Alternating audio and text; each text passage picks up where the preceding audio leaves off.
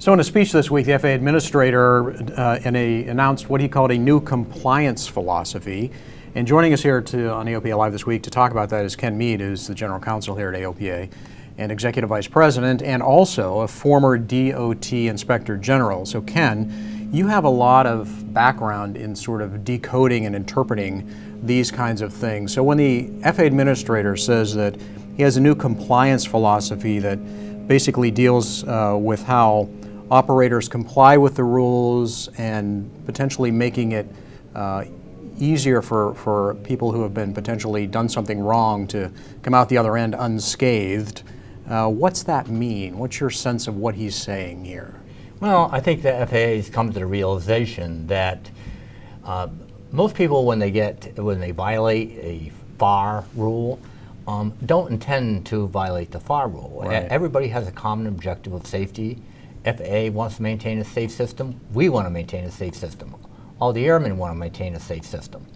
And the FAA running every case through an enforcement process where they deny, they revoke, they suspend, they fine, may not be the most productive way of achieving the objective. Mm-hmm. So what's happened here is effective October 1st, inadvertent violations, diminished skill violations, minor mistakes, they won't be handled if this policy holds through the normal enforcement process that can lead to suspensions and revocations.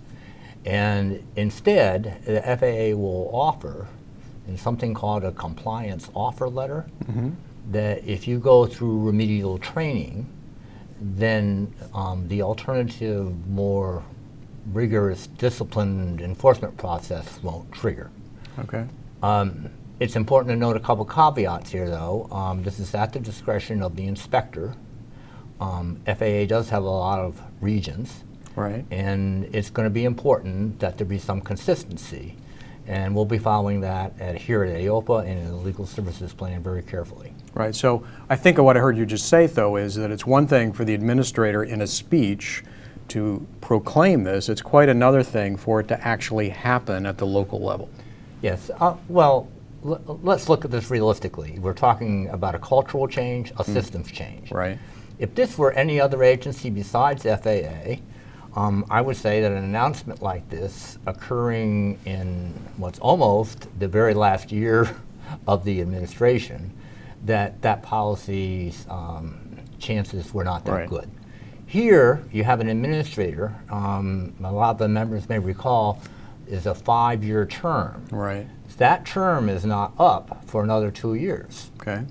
So I'm cautiously optimistic, obviously a wait-and-see attitude, and I'm sure we'll be hearing from members on this. We hear cases of inadvertent violations being prosecuted to the full extent. Well, we'll be on that. Right. So what kind of violations are we talking about here that are likely to be treated more gently than they were in the past? Well, it could be communications with a tower. It could be not having certain equipment that is working. Mm-hmm. Maybe deviations. I think time will tell. They really don't specify which right. one specifically. We have some real questions about how this policy is going to apply to security NOTAM violations, TFR incursions, right. and finally alcohol and drug abuse. Those 3 areas are ones that we're going to have to inquire of FAA on. Yeah.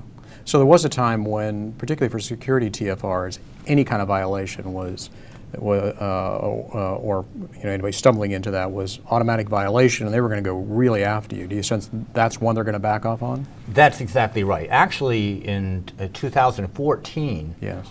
With TFRs, they had a categorical rule, as you say. You do a TFR incursion, you're in trouble. This remedial training was not really an option. And FAA began to relax that in August of 14, I think it was. Mm-hmm. And perhaps it was with some experience with that. Right. That pilots were not deliberately doing incursions into a TFR that led them to say, well, maybe there's a more productive, more cost-efficient, less harrowing way Right. of achieving some compliance rather than revoking somebody's certificate. Right.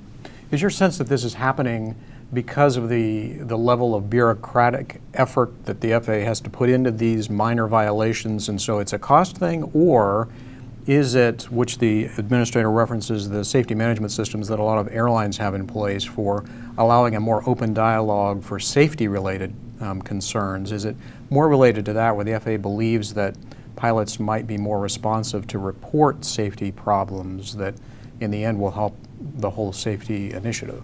I do.